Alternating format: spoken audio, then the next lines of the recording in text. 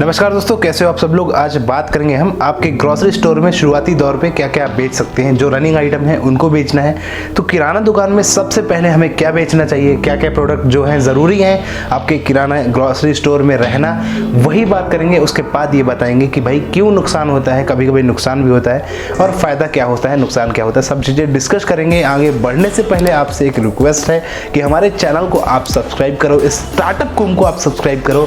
ऐसी कम्युनिटी है जिस पे आपको बहुत अच्छे अच्छे कंटेंट लेके आएंगे हम आगे के लिए, तो इसको सब्सक्राइब रख लो क्योंकि बहुत ज़्यादा अच्छी जानकारी आपको मिलने वाली है। आगे सब्सक्राइब जरूर कर लो अभी के भी। तो सबसे पहले हम बात करते हैं कि आपको स्टार्टिंग में क्या क्या सामान रखना चाहिए, किराना दुकान में क्या क्या सामान ज़्यादातर रहने चाहिए जिनका स्टॉक खत्म नहीं होना चाहिए, वो हमेशा आपके पास अवेलेबल रहे।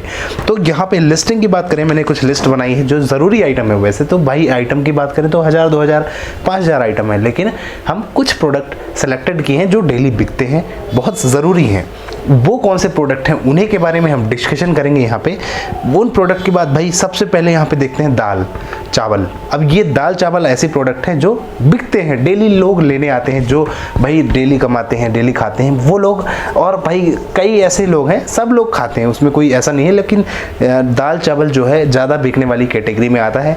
इसका स्टॉक खत्म नहीं होना चाहिए, ये हमेशा आपके पास रहना चाहिए ताकि नुकसान ना हो आपका। दाल चावल के बाद यहाँ पे शक्कर हो गया, शक्कर डेली में चलती है, शक्कर आपके पास रहनी चाहिए अवेलेबल। और इस पे हमें मार्जिन नहीं कमाना। पिछली वीडियो में मैंने बताया था कि मार्जिन हमें नहीं कमाना है, बिक्री बढ़ाना है, तो ज़्यादा मार्जिन मत रखो इस शक्कर में, चाय में, जो डेली में चलते हैं 5-10 प्रोडक्ट ऐसे बना लो कि मार्जिन हमें ज़्यादा नहीं कमाना, क्योंकि वो ज़्यादा बिकता है तो कस्टमर आपके पास ज़्यादा आएगा। तो शक्कर हो गई, चाय हो गया, आटा हो गई, घी हो गया, तेल हो गया, मसाले हो गए। अब मसाले में भी कई अलग अलग प्रकार के ब्रांड आते हैं, कई अलग अलग टाइप के ब्रांड जिनमें आप बेच सकते हो, रख सकते हो अपने ब्रांड्स को। इसके बाद हो गया नमक, नमकीन, नमकीन के भी कई अलग अलग ब्रांड आते हैं, बड़े पैकेट भी आते हैं, छोटे पैकेट आते हैं, पाउच वाले पैकेट आते हैं, हर टाइप की वैरायटी अवेलेबल रखना है अपने पास। इसके बाद बिस्किट के भी कई वैरायटी हैं जो आपके पास रहनी चाहिए, जैसे गुड डे, पार्ले जी, अब अलग अलग ब्रांड है भाई। अब आप क्या क्या बेच सकते हो, उसमें कौन कौन सी वैरायटी आप रख सकते हो, वो आप ज़रूर अवेलेबल करवाएं। इसके बाद है बिस्किट के बाद कोकोनट, नारियल भी होती हैं, बड़ी नारियल, छिलमा नारियल और अलग अलग टाइप की नारियल्स आपके पास अवेलेबल रहनी चाहिए। पानी वाली नारियल भी कई लोग खरीदते हैं, बिना पानी वाली भी, तो ये स्टॉक थोड़ा थोड़ा रखना चाहिए आपके पास। शैम्पू हो गया, ड्राई फ्रूट्स हो गया, फल सब्जियां हो गई। शैम्पू पता है भाई, शैम्पू रखना है हमको, डिब्बे में भी रखना है, पाउच भी रखना है ना। तो ये इनका वैरायटी आप बना लो अलग अलग ब्रांड के। कई लोग आते हैं जो अलग ब्रांड के, कई लोग दूसरा शैम्पू मांगते हैं, फिर कुछ बोलते हैं इस कंपनी का दो, इस कंपनी का दो।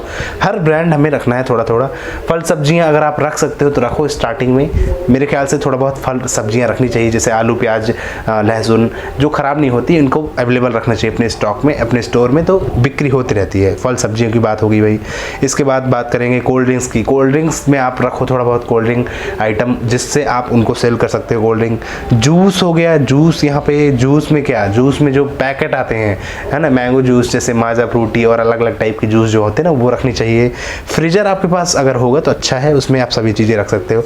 दूध, पानी, कुकी, चिप्स, कैंडी, चॉकलेट, पापड़, क्रीम, साबुन, ब्रश, सेविंग करने का सामान हो गया, सूजी हो गई, खड़ा मसाला, मैदा हो गया, बच्चों के खाने के कुछ आइटम्स हो गए, ब्रेड हो गया, अंडा हो गया, बेसन, बूंदी, दही का पैकेट, ये सब चीज़ें आपके पास रहनी चाहिए ताकि कस्टमर लौटे ना। और ये डेली रनिंग वाली आइटम है, बिकते ही बिकते हैं, तो ये आप ध्यान दें कि मेरे को ये चीज़ें रखना है भाई। इन चीज़ों को अगर रखेंगे तो सेलिंग बढ़ेगी, बिक्री बढ़ेगी और कस्टमर भी आएंगे और आपका आगे ग्रॉसरी स्टोर जो है बढ़ेगा, है ना। इसके बाद हम ये डिस्कशन करेंगे कि जो नुकसान हो जाता है ग्रॉसरी स्टोर में वो क्यों होता है ना। नुकसान क्यों होता है, क्योंकि देखो नुकसान होने के दो कारण हो सकते हैं। या तो आपने कुछ मिस्टेक की है, या तो आपके प्रोडक्ट्स में कुछ खराबी रही होगी। क्या मिस्टेक हो सकता है भाई, देखो आपने क्या मिस्टेक की कि भाई जब कस्टमर आता है, कस्टमर आपके पास सामान है लेकिन आपने उसको सामान को नहीं दिया, कस्टमर को ढूंढ रहे हैं, मिल ही नहीं रहा सामान, अब रखा है हमारे स्टोर में लेकिन मिल नहीं रहा, तो कस्टमर लौट गया, तो एक नुकसान है। दूसरा है कि भाई जो हम बहुत सारा प्रोडक्ट स्टॉक कर लेते हैं जो बिकते नहीं है, जो रनिंग में नहीं है, कभी कभी बिकते हैं, तो उसका सामान का स्टॉक बहुत सारा कर लेते हैं, वो आगे चल के ख़राब हो जाता है, जिस कारण से हमें लॉस होता है, घाटा सहना पड़ता है। तो इस चीज़ को ध्यान दें आप कि हमको घाटा ना हो, हम इस तरह से खूब सारा प्रोडक्ट का स्टॉक नहीं करें ताकि हमें घाटा ना हो, हम फ़ायदे में रहें। तो जो डेली में नहीं बिकते हैं आइटम, जो डेली नहीं सेल होते, उनको थोड़ा सा रखो आप, और जो डेली बिकते हैं उनको खूब सारा रखो, जिसमें आपका ये आप ग्रॉसरी स्टोर को बढ़ा सकते हैं, इंक्रीज़ कर सकते हैं। इस पॉइंट्स का हमेशा ध्यान रखना। तो मेरे ख्याल से आप इस पॉइंट को समझ गए होंगे नुकसान क्यों होता है। स्टॉक ज़्यादा नहीं रखना, जो नहीं बिकते हैं, जो ज़्यादा बिकते हैं उनको रखो।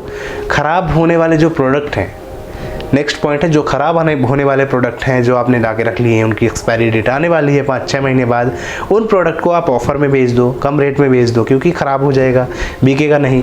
तो ऑफ़र में बेचो, ऑफ़र में निकाल दो, ताकि कुछ मार्जिन, कुछ पैसा तो हमारा वापस आ जाए। ये भी एक ऑप्शन होगा। अगर आपने ये नहीं किया तो आपको ये नुकसान होगा, इस चीज़ का ध्यान रखना। तीसरा नुकसान कि भाई जब आप सामान मंगाते हो, जब आपका पूरा सामान आता है इकट्ठा होलसेलर व्यापारी से, अब जब आपके पास सामान आया खूब सारा, तो वो सामान उठा पटकी में, धरने में, यहाँ वहाँ करने में फूट गया। मान के चलो एक जार तेल है, ऑयल का पैकेट है, अब वो फूट गया तो आपका 100-150 या फिर एक जार का तेल वो पूरा बर्बाद हो जाएगा। 2200-2300 का आज की डेट में जार आता है, रिफाइंड का तेल आता है, वो फूट गया तो नुकसान हो जाएगा। तो इन सब चीज़ों पर सावधानियाँ हमें बरतनी पड़ेंगी। अगर हम इन सब चीज़ों में सावधानियाँ नहीं बरतेंगे तो हमें होगा नुकसान, और हम कहाँ से घाटा भरेंगे। तो घाटा तो होगा ऐसे में। तो इन सब चीज़ों का हमें ध्यान देना है। नेक्स्ट यहाँ पे जो हमें घाटा होता है, जो हम नहीं कर पाते, वो है सामान खराब सामान का हमने बता दिया भाई कि ख़राब अगर सामान हो गया वो भी एक घाटा है, वो एक लॉस है। नेक्स्ट घाटा कहाँ पे होता है? उधारी देने पे उधारी अगर आप बेचते हो और लोग ले गए आपसे उधार और वो पैसा नहीं चुकाते हैं, फिर हो गया आपका घाटा। तो लोगों को उधारी ऐसे देना भैया, ऐसे उधारी बांटना है कि आपका पैसा जो है रिटर्न आ जाए, वापस आ जाए। ऐसे लोगों को ही उधार बांटें, ना कि आप ऐसे लोगों को उधार बांट दें जो पैसा ही नहीं लौटाने वाले। तो आप गांव में अगर खोले हैं बिज़नेस को या फिर किसी सिटी में, तो आसपास के लोगों को तो जानते ही होंगे अगर उनका नेचर बिहेवियर कैसा है। उनको देख लो, पहले 100 रुपये की उधारी दे के देखो कि भाई ये वापस करता है कि नहीं, 200 की दो। तो इस तरह भी कई लोग करते हैं कि 100 का पटा देंगे, फिर 200 लेंगे, 200 का उधारी पटा देंगे, फिर 300 रुपये का लेंगे, 300 की उधारी पटा देंगे, फिर 400 का लेंगे, और जब 500, 600, 1000 हो जाता है फिर वो आती नहीं दुकान, है ना। तो ये चीज़ है, एक लिमिट बना के रखें आप भी कि मेरे को इतने तक का ही उधार देना है, इससे ज़्यादा उधार नहीं देना है। तो ये एक अच्छा पॉइंट रहेगा आपके लिए अगर आप इसको करेंगे। तो मेरी बातें अच्छी लग रही हो तो चैनल को सब्सक्राइब करना मत भूलना, नीचे रेड कलर का बटन दिए उसको सब्सक्राइब कर लो। ऐसी बातें हम बताते रहेंगे भाई, जेन्युइन प्रैक्टिकल बातें बताएंगे आपको, कोई दिक्कत नहीं। सब्सक्राइब करो, लाइक भी कर दो वीडियो को, ठीक है। तो यहाँ पे आपको उधारी का सिस्टम ऐसे बना के रखो कि हमको उधारी, कोशिश करो कि हम उधारी ना बेचें, सब नगद में काम करें। पर कई कस्टमर बनाने के लिए हमें उधार थोड़ा बहुत देना पड़ता है। जो जेन्युइन कस्टमर है उनको देना पड़ता है भाई। लेकिन आप भाई कस्टमर के पास भी कभी प्रॉब्लम आ गई, पैसा ना चुका पाया, तो आपको यहाँ पे डर तो बैठ जाएगा। तो एक लिमिट बना के रखें कि भाई इतना उधारी दूंगा और इसके बाद ये पटाओगे तो मैं अगली उधारी दूंगा। कोई भी लिमिट एक सेट कर सकते हैं कस्टमर के ऐसे हिसाब से, वो आप बना लें। तो इन चीज़ों का ध्यान दें। टिप्स और ट्रिक्स की बात करेंगे आगे, और भी वीडियो हम लाएंगे जिसमें आपको बताएंगे भाई कि कैसे अपने स्टोर को बढ़ाएं, कैसे स्टोर को और ग्रो करें। और इसके बाद ग्रॉसरी स्टोर और किराना स्टोर के बारे में, अलग बिजनेस के बारे में भी बताएंगे। और आप कमेंट बॉक्स में डाल दो कि कौन से और वीडियो आपको देखना चाहते हैं, जिससे आपको हम वीडियो जल्दी लेके आएँ और आप उनको देखें, सीखें, समझें किस टॉपिक में वीडियो देखना है, किस बिजनेस आइडिया में वीडियो देखना है। कमेंट में बताओ, उसका वीडियो हम जल्दी बना के लाएंगे। चैनल को सब्सक्राइब कर लो, बेल आइकन को प्रेस कर लो दोस्तों। फिर मिलेंगे हम नेक्स्ट वीडियो में। जय हिंद, वंदे मातरम दोस्तों।